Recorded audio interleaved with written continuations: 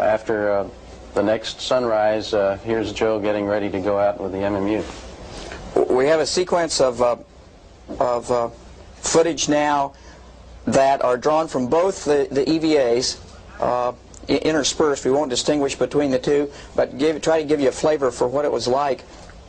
Rick says right at sunrise we went out. Dale's actually flying out here with Rick recording most of this on all sorts of film. About this time I thought that he should think twice about it, but Dale, go ahead and describe. Joe had done this on flight day 5 and had proven that the MMU and the Stinger concept for capturing the satellite worked, in fact worked perfectly. And I essentially had just a lot of fun on flight day 7. No, on flight day 7, no, it all worked. Took a big load off my mind.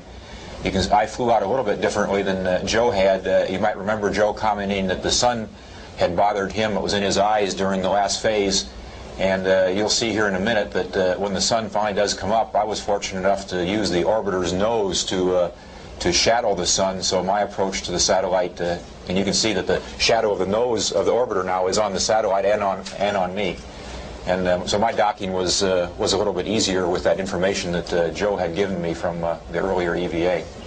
MMUs performed flawlessly, as you heard us talk about from space, and this method of capturing the satellite certainly worked well. And you can see the arm in the lower right corner of the picture, which was a position that Anna had put it in to assist in our station keeping task. Notice that the people who brought that satellite to us left it in absolutely perfect position with regard to its rotation and lack of nutation, which we appreciated. We can't emphasize that enough. The satellite originally was rotating 50 revolutions per minute, but was slowed down by ground controllers very painstakingly over many, many weeks' time. Positioned and slowed down, and in the slowing they left it still turning at a very, very regular rate. So it made our job absolutely easy as pie. Once docked, the procedure then was to use the MMU to stop the rotation, which was equally easy. You can see it's now quite stable, and the MMU pilot could then maneuver the satellite, turn it wherever we wanted it in such a way that Anna could grab the grapple fixture.